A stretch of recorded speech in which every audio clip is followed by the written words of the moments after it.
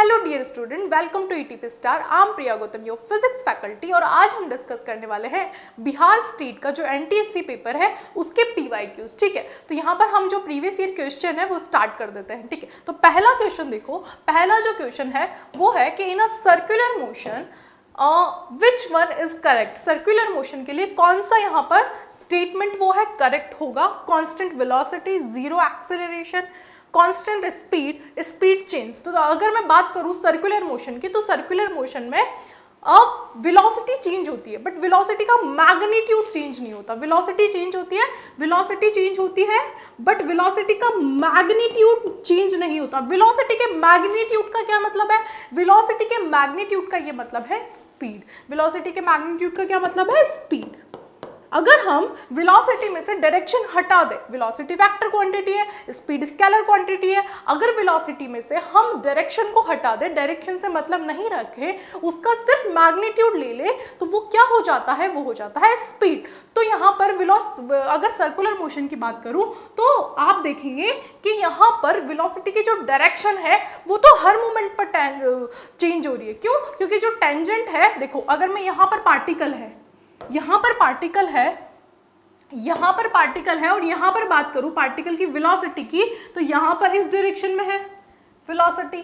अगर मैं यहाँ की बात करूं तो यहाँ पर पार्टिकल की जो वेलोसिटी है वो इस डायरेक्शन में है, क्योंकि उसकी टेंजेंट ही क्या बताएगी? उसकी वेलोसिटी की डायरेक्शन बताएगी। तो क्या वेलोसिटी की डायरेक्शन हर मोमेंट पर चेंज हो रही है? बिल्कुल हो रही है। तो इट मीन्स वेलोसिटी तो कांस्टेंट नहीं रहेगी, बट जो वेलोसिटी का मैग्नीट्यूड है वो कांस्टेंट रहेगा। And what is the magnitude of velocity? Its speed. तो कौन सा ऑप्शन करेक्ट हो जाएगा? हमारा यहाँ पर थर्ड ऑप्शन करेक्ट हो जाएगा, कांस्टेंट स्पीड। ठीक है, तो थर्ड ऑप्शन हमारा यहाँ पर करेक्ट हो जाता है। Third option is correct. Now next question, a car travel half distance with speed 20 meter per second and next half distance travel with 30 meter per second. The average speed of the car. So what is the average speed? Average speed is total distance covered divided by total time. तो total distance covered divided by total time अगर हम कर देंगे तो हमें क्या मिल जाएगा? Average speed मिल जाएगी। तो यहाँ पर मैं मान लेती हूँ कि जो टोटल डिस्टेंस होगा, देखो समझदारी किस बात में है, हमें कैलकुलेशन भी इजी बनानी है क्योंकि हमारे पास टाइम भी कम है, और हमें एक्यूरेसी भी चाहिए कि हमारा क्वेश्चन गलत भी नहीं होना चाहिए। तो जो क्वेश्चन है वो बिल्कुल एक्यूरेट हो, बिल्कुल आंसर सही निकले, इसके लिए और टाइम भी कंज्यूम ज़्यादा ना हो, इसलिए हम हमारी कैलकुलेशन को ईजी बना सकते हैं। Got it? तो देखो अगर मैं यहाँ पर टोटल डिस्टेंस को, अब मुझे पता है कि मुझे डिस्टेंस का हाफ करना पड़ेगा, मुझे डिस्टेंस का हाफ करना पड़ेगा, तो क्यों ना मैं पहले ही टोटल डिस्टेंस को क्या मान लूं? 2s मान लूं। क्यों ना मैं पहले ही, देखो क्वेश्चन कोई भी कर लेता है, इट्स कोई बड़ी बात नहीं है, लेकिन टाइमिंग, ठीक है, और आपका सोचने का तरीका क्या है, आप कैसे सोचते हो, कैलकुलेशन भी इजी हो जाए, ये सब चीज़ें मैटर करती है इन सब एग्जाम्स। ये जो कंपटीशन एग्जाम्स होते हैं इन सब में ये चीज़ें मैटर करती है। ठीक है, तो देखो अगर मैं पहले ही 2s मान लूंगी तो जब मैं इसका हाफ करूंगी तो मुझे क्या मिल जाएगा? आधा डिस्टेंस s और आधा डिस्टेंस s। और अगर मैं टोटल डिस्टेंस को s मानती, जो कि सारे बच्चे नॉर्मल जितने भी 80% बच्चे हैं वो ऐसा ही करेंगे, जो टोटल डिस्टेंस है उसको s मानेंगे, फिर यहाँ s/2 करेंगे, फिर s/2 करेंगे, फिर s/2 को जो दी हुई है स्पीड उससे डिवाइड करेंगे तो टाइम आएगा। तो कितना ज़्यादा कॉम्प्लिकेटेड हो जाएगा। ठीक है, तो यहाँ पर देखो मैंने पहले ही 2s मान लिया तो मुझे आधा s और s मिल गया।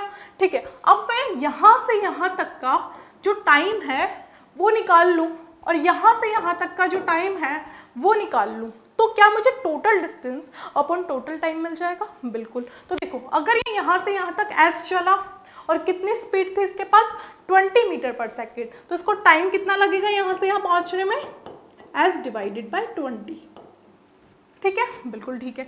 अब देखो यहाँ पर अगर जो डिस्टेंस है वो s कवर करने में कितनी स्पीड से चल रहा था? ये 30 मीटर पर सेकंड की स्पीड से। तो यहाँ पर जो इसको टाइम लगेगा वो कितना लगेगा? t2 is equal to s/30। Clear है? अभी average speed what is average speed? What is average speed? Total distance which is 2s divided by total time. ठीक है, यानी इसका और इसका हम सम कर देंगे, s/20 प्लस s/30। ठीक है। अब यहाँ से देखो s और s ये तो कट हो गए, क्योंकि यहाँ से भी s कॉमन ले लूँगी तो s से कट हो जाएगा। ऊपर क्या बचेगा 2 डिवाइडेड बाय 20 और 30, इसका एलसीएम ले लो 60 और 2 + 3 ये आ जाएगा। और ऊपर कितना है मेरे पास 2, ऊपर तो 2 है ही। अच्छा एक और बार मैंने 2 लिख दिया, ठीक है। इस वाले को मैं निकाल देती हूँ, ठीक है। नाउ देखो मेरे पास यहाँ पर क्या मिल गया 2 ऊपर, ठीक है, नीचे 5 2 3 + 5 और ये जो 60 है ये पलट के कहाँ चल जाएगा ऊपर, तो ये इससे कट हो जाएगा 12 टाइम्स, तो 12 2 = 24 मीटर पर सेकंड। ये क्या आ जाएगी हमारी एवरेज स्पीड, ये क्या आ जाएगी एवरेज स्पीड, ठीक है। तो कौन सा ऑप्शन करेक्ट हो जाएगा यहाँ पर, थर्ड ऑप्शन हमारा यहाँ पर करेक्ट हो जाएगा, ठीक है। थर्ड ऑप्शन हमारा यहाँ पर करेक्ट हो जाएगा। Now moving on, next question. A body is traveling with speed 20 meter per second, ठीक है, having acceleration 4 meter per second square. The speed of the body after 2 seconds. हमें इनिशियल स्पीड दी गई है, ठीक है, पार्टिकल की, उसके पास कितना एक्सेलरेशन है 4 मीटर पर सेकेंड स्क्वायर। तो उसको क्या पूछा गया है कि 2 सेकंड में, 2 सेकंड के बाद उसके पास स्पीड कितनी होगी, 2 सेकंड के बाद उसकी स्पीड कितनी होगी। तो हमें इक्वेशन है, जो मोशन की इक्वेशन है वो फर्स्ट इक्वेशन यूज करना पड़ेगा, यूजिंग कितनी v = a + u + at, v = u + at, ठीक है। फाइनल वेलोसिटी हमको निकालनी है, initial velocity 20 metre per second, acceleration 4 metre per second square, कितने टाइम बाद पूछा है 2 सेकेंड के बाद, तो 2 यहाँ पर आ जाएगा। v = 2 + 8, तो फाइनल वेलोसिटी यानी कि आफ्टर 2 सेकेंड के बाद वेलोसिटी कितनी 28 metre per second, 28 metre per second, ठीक है। बहुत इजी था, बहुत ज़्यादा इजी था, तो 4 ऑप्शन हमारा यहाँ पर करेक्ट हो जाएगा, ठीक है। Now next question, the weight of a body is 9.8 newton when g = 9.8 metre per second square, the mass of the body is, कि एक बॉडी है जिसका वेट दिया हुआ है 9.8, वेट क्या होता है mg = 9.8, ठीक है। जब हमारे पास ग्रेविटेशनल एक्सेलरेशन कितना है 9.8 मीटर पर सेकेंड स्क्वायर, तो यहाँ पर उसकी वैल्यू रख देते हैं = 9.8, तो क्या हमें मास मिल जाएगा, बिल्कुल मिल जाएगा। तो what is m, 9.8 divided by 9.8 कितना हो गया 1 किलोग्राम। सारी यूनिट्स एसआई में है तो ये वाली यूनिट भी एसआई में आएगी, तो m = 1 kg, तो 1 kg कौन सा ऑप्शन है, फोर्थ ऑप्शन, ठीक है। फोर्थ ऑप्शन हमारा यहाँ पर करेक्ट हो जाएगा। Now next question, flying bird has, एक बर्ड है जो फ्लाई कर रही है, हमसे पूछा है उसके पास ओनली काइनेटिक एनर्जी होगी या उसके पास ओनली पोटेंशियल एनर्जी होगी या both kinetic energy and potential energy दोनों होगी, ओनली प्रेशर एनर्जी होगी। तो देखो अभी थोड़ा सा इंटरेस्टिंग क्वेश्चन है, अच्छा क्वेश्चन है। बर्ड उड़ रही है तो आप क्या बोलोगे कि मैम काइनेटिक एनर्जी तो है अगर वेलोसिटी है, तो पोटेंशियल एनर्जी का कुछ कहा नहीं जा सकता, काइनेटिक एनर्जी तो है अगर उसके पास वेलोसिटी है, उड़ रही है तो किसी डायरेक्शन में तो उड़ रही होगी। जैसे मान लो ये बर्ड है और हम मान लेते हैं सीधा ये हॉरिजॉन्टल डायरेक्शन में उड़ रही है, ये अर्थ की सरफेस है, उससे ये h हाइट पे उड़ रही है, ठीक है। इसके पास v वेलोसिटी और ये बिल्कुल ऐसे स्ट्रेट लाइन में फ्लाई कर रही है, ठीक है। अब आप ये कहोगे कि वेलोसिटी है तो हाफ mv² तो होगी, हाफ mv² तो होगा, इट मीन्स कि काइनेटिक एनर्जी तो होगी। पोटेंशियल एनर्जी के बारे में अब देखो, ये सरफेस से h डिस्टेंस पे गई, डिस्प्लेस हुई, तो mgh, क्या इसके पास पोटेंशियल एनर्जी नहीं होगी, बिल्कुल होगी। इट मीन्स यहाँ पर ये कहा जाएगा कि जो बर्ड है उसके पास काइनेटिक एनर्जी भी होगी और पोटेंशियल एनर्जी भी होगी, ठीक है। तो कौन सा ऑप्शन हमारा करेक्ट हो जाएगा, थर्ड ऑप्शन हमारा यहाँ पर करेक्ट हो जाएगा, ठीक है। समझ में आया, इंटरेस्टिंग क्वेश्चन था, अच्छा क्वेश्चन था, ठीक है। Now next question, the bodies of mass 2 gram and 4 gram having same kinetic energy having their ratio of linear momentum is, यानी कि हमारे पास दो मासेस है, एक 2 ग्राम का एक 4 ग्राम का, ठीक है। उनकी काइनेटिक एनर्जी सेम है। अब हमें क्या बताना है, उनके लीनियर मोमेंटम का रेशियो बताना है। तो देखो लीनियर मोमेंटम में किस किस चीज की जरूरत पड़ती है, मास इनटू वेलोसिटी। मास तो दिया हुआ है, अब हमें कहीं से वेलोसिटी और मिल जाए, तो कहाँ से वेलोसिटी मिलेगी, कहाँ से वेलोसिटी मिलेगी, आइडिया तो थोड़ा तो लगाओ यार दिमाग। देखो हर चीज का जवाब आपके क्वेश्चन में छुपा हुआ होता है, हर चीज का जवाब आपके क्वेश्चन में छुपा हुआ होता है। ऐसा अगर उसने कुछ पूछा है तो जो चीज की रिक्वायरमेंट है वो उसने वहां दी है, बट वो कभी कभी डायरेक्ट नहीं दिया हुआ होता, कभी कभी डायरेक्ट नहीं दिया हुआ होता। अब अगर वो मास भी दे देता, वेलोसिटी भी दे देता, लीनियर मोमेंटम पूछता, तो फिर क्या उखाड़ लिया आपने फिर तो क्या ही कर लिया आपने, ठीक है। लेकिन अभी आपको फील हो रहा है कि यार वेलोसिटी की जरूरत तो है, बट वेलोसिटी लाए कहाँ से। जरूरी नहीं कि सारे डेटा वो डायरेक्ट आपको ऐसे थाली में परोस के दे देगा, कुछ कुछ छुपा हुआ भी होता है क्वेश्चन में। तो आपको यहाँ पर क्या दिखाई दे रहा है कि both having same kinetic energy, both having same kinetic energy, ठीक है।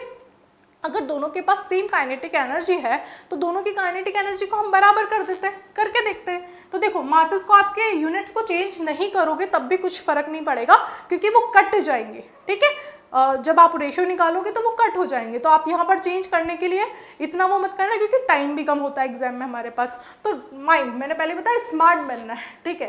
ये पेपर आपके आईक्यू को चेक करने के लिए ही होते हैं, तो आपको स्मार्ट बनना है।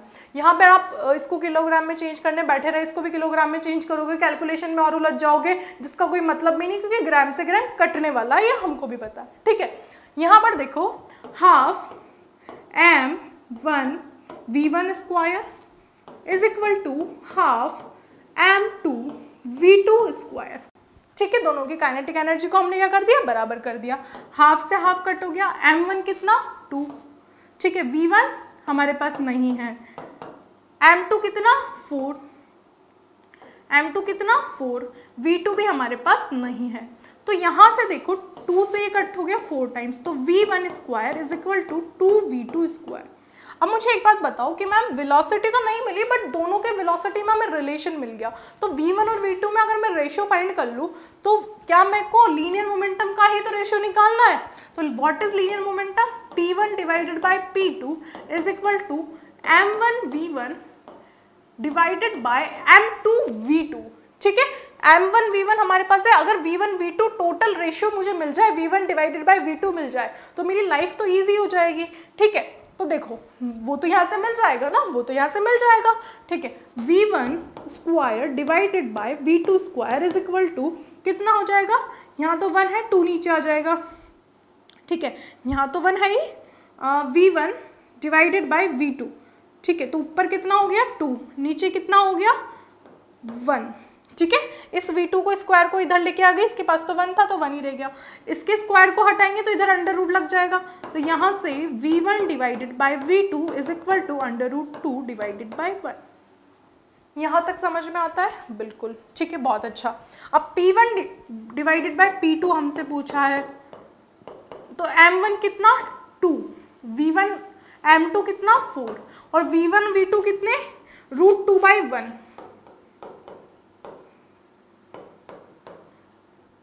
ठीक है। तो यहाँ से देखो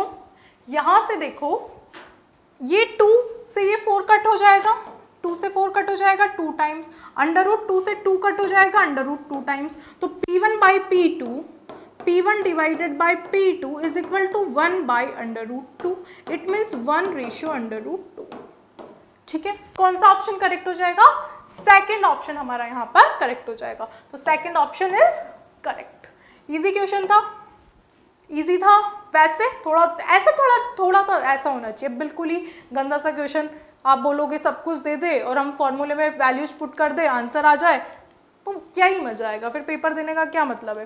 now next question, the ratio of gravitational acceleration on the surface of the earth and the moon. अब हमें ये पता है कि मून पर हमारे ग्रेविटेशन एक्सेलरेशन का जो क्या होता है 1/6 टाइम होता है, यानी कि हमारे यहाँ अगर g है तो उनके यहाँ कितना होगा, मून पे कितना होगा g/6। तो हमें ग्रेविटेशनल एक्सेलरेशन अर्थ पर divided by gravitational acceleration on moon, यहाँ पर कितना है g, यहाँ पर कितना है g/6। वैसे ये ऑरली भी सॉल्व हो जाता, बट अच्छा है, आप देख लो, समझ लो कैसे सॉल्व करते हैं। जी से जी कट गया तो ये कितना हो गया 6/1, इट मीन्स 6:1। कौन सा ऑप्शन करेक्ट हो जाएगा?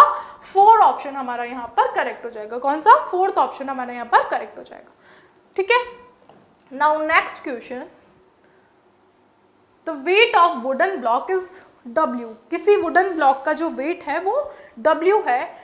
The apparent weight of the body on a floating water, तो फ्लोटिंग वाटर पर वो कितना वेट लगाएगा? 0। वो तो फ्लोट कर रहा है ना, वो वेट लगाएगा तो फिर सिंक हो जाएगा, वो वेट लगाएगा तो सिंक हो जाएगा। अगर वो फ्लोट कर रहा है तो फ्लोटिंग वाटर पर 0 वेट लगा रहा है, तो सीधे सीधे 4th ऑप्शन हमारा यहाँ पर करेक्ट हो जाएगा। ठीक है, now next question, in a simple pendulum the displacement is equal to the amplitude, then the kinetic energy will be। अच्छा क्वेश्चन है, देखो simple pendulum to fro motion होता है। अगर कोई भी सिंपल हार्मोनिक मोशन है तो वो हार्मोनिक मोशन होगा। हार्मोनिक का मतलब होता है to fro motion, to and fro motion. ठीक है, और पार्टिकल में डिस्टर्बेंस होता है जो कि स्मॉल डिस्टर्बेंस होता है। कौन सा डिस्टर्बेंस होता है? Small disturbance. ठीक है, अब मान लो कोई पार्टिकल ऐसे जम कर रहा है तो कैसे करेगा? यहाँ आएगा, ये इसकी मीन पोजीशन है, फिर यहाँ आएगा, फिर एक फिक्स टाइम इंटरवल के बाद वापस यहाँ आएगा, और अब क्या ऐसे ऐसे ऐसे वो बार बार करेगा। बिल्कुल यही तो ऐसा जम होता है। ये इसकी क्या हो जाएगी? एक्सट्रीम पोजीशन, ये इसकी हो जाएगी एक्सट्रीम पोजीशन, और यहाँ से यहाँ तक का जो डिस्टेंस होता है वो होता है एम्पलीट्यूड। ठीक है, इधर भी सेम एम्पलीट्यूड, इसको हम ए से डिनोट करते हैं। ठीक है, और यहाँ से यहाँ ये भी क्या हो जाएगा? एम्पलीट्यूड।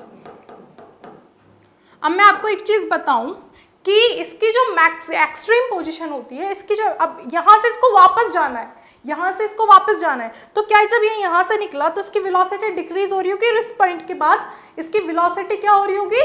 0। इस पॉइंट पर इसकी वेलोसिटी क्या हो रही होगी? 0। बट इसके पास एक्सेलरेशन मैक्सिमम होगा, तो वो इसको क्या करेगा? ऑपोजिट डायरेक्शन में ले जाएगा वापस यहाँ तक। ठीक है, फिर यहाँ पर minimum acceleration but velocity maximum, वो इसको यहाँ तक ले जाएगी। कहने का मतलब ये है कि एक्सट्रीम पॉइंट पर वेलोसिटी क्या होती है? 0। On extreme, eight extreme point जो वेलोसिटी होती है वो कितनी होती है? 0। तो क्या एक्सट्रीम पॉइंट पर काइनेटिक एनर्जी भी 0 होगी? बिल्कुल, और पोटेंशियल एनर्जी मैक्सिमम। तो यहाँ पर जो काइनेटिक एनर्जी है वो कितनी हो जाएगी? 0। यहाँ पर काइनेटिक एनर्जी कितनी हो जाएगी? 0, क्योंकि वेलोसिटी कितनी होती है एक्सट्रीम पॉइंट पर? 0। तो कौन सा ऑप्शन हमारा करेक्ट हो जाएगा? Second option, kinetic energy. अब यहाँ पर देखो क्या है, पहले पढ़ो। In a simple pendulum the displacement is equal to amplitude. अब यहाँ पे भी आपको डायरेक्ट नहीं दिया हुआ कि एक्सट्रीम पॉइंट पर पूछ रहा है, यहाँ पर आपको नहीं डायरेक्ट दिया हुआ कि वो एक्सट्रीम पॉइंट की बात कर रहा है, आपको ये दिया हुआ है कि displacement is equal to the amplitude. Displacement मतलब एक्स, जितना उसमें पार्टिकल में डिस्टर्बेंस हुआ है, इज इक्वल टू एम्पलीट्यूड। यानी कि एम्पलीट्यूड मतलब क्या? एम्पलीट्यूड मतलब क्या? मीन पोजीशन से एक्सट्रीम पोजीशन के डिस्टेंस। मतलब वो किसकी बात कर रहा है? एक्सट्रीम पोजीशन की। वो किसकी बात कर रहा है? एक्सट्रीम पोजीशन की। आप सोचो, सोच के देखो, क्या जो डिस्प्लेसमेंट है वो एम्पलीट्यूड के बराबर है, तो क्या वो एक्सट्रीम पोजीशन की बात कर रहा है? बिल्कुल। ठीक है, लेकिन डायरेक्ट नहीं बोला, डायरेक्ट नहीं बोला, मतलब चेक कर रहा है ना कि सब कुछ, मैंने अभी जस्ट पहले भी बोला, सब कुछ सीधा सीधा नहीं मिलेगा। ठीक है, तो then kinetic energy will be, तो हमें पता है एक्सट्रीम पोजीशन पर वेलोसिटी 0, तो काइनेटिक एनर्जी विल बी 0। ठीक है, तो कौन सा ऑप्शन करेक्ट हो गया हमारा? सेकंड ऑप्शन यहाँ पर करेक्ट हो गया। ठीक है, now next question, heat and work done by the heat was discovered by, ये तो साइंटिस्ट के ऊपर क्वेश्चन है। तो जो हीट है, हीट का जो वो होता है, हीट और work done by the heat, work done, इन सब का जो यूनिट होता है वो जूल होता है, तो उसी से वैसे भी याद रख सकते हो। ठीक है, वैसे तो कुछ मैचिंग नहीं होगा, बट ये याद करना पड़ेगा, लर्न करना पड़ेगा। चैप्टर के इंट्रोडक्शन में साइंटिस्ट के बारे में दिया होता है, तो वो आपको पढ़ना पड़ेगा। ठीक है, तो यहाँ पर second option doctor D Joule ने heat and work done by the heat को डिस्कवर किया था, ठीक है। Now next question, the focal length of a convex lens is 20 centimetre, यानी कॉन्वेक्स लेंस की बात हो रही है, फोकल लेंथ कितनी है 20 centimetre. The image formed is double the length of the object, जो ऑब्जेक्ट का लेंथ है उससे डबल डिस्टेंस पर क्या बना है, इमेज बना है, okay. The distance of the object from the lens, आपको बताना है कि ऑब्जेक्ट का डिस्टेंस कितना है, the distance of the object from the lens, lens से ऑब्जेक्ट का डिस्टेंस कितना है। तो कॉन्वेक्स लेंस की बात हो रही है, तो क्या फोकल लेंथ नेगेटिव में होगी, बिल्कुल, तो फोकल लेंथ को हम किस में लिख देंगे, नेगेटिव में लिख देंगे, ठीक है। उसके बाद देखो यहाँ पर दिया हुआ है कि इमेज का जो डिस्टेंस है लेंस से वो ऑब्जेक्ट के डिस्टेंस से डबल है, यानी कि v की जो वैल्यू है वो कितनी हो जाएगी 2u। ऑब्जेक्ट को हमेशा इधर रखते हैं लेफ्ट हैंड साइड पे, तो हमें पता है जो साइन कन्वेंशन है उससे u भी नेगेटिव हो जाएगा, u भी क्या हो जाएगा, नेगेटिव हो जाएगा, ठीक है। तो अभी लेंस फॉर्मूला लगा है 1/v minus 1/u is equal to 1/f, तो कितना हो जाएगा ये 1/2u माइनस, अब u के साथ माइनस है तो plus 1/u is equal to minus 1/20। Focal length कितनी दी हुई है 20 सेंटीमीटर, ठीक है। अब यहाँ से देखो इन दोनों को प्लस करोगे तो पहले तो 2u एलसीएम, फिर इसके बाद प्लस, और यहाँ से कितना आ जाएगा 2, तो 3 डिवाइडेड बाई 2u, ठीक है, is equal to -20, is equal to -20, ठीक है। अब यहाँ से इसको 1/20 इज इक्वल टू -1/20, दोबारा से देखो,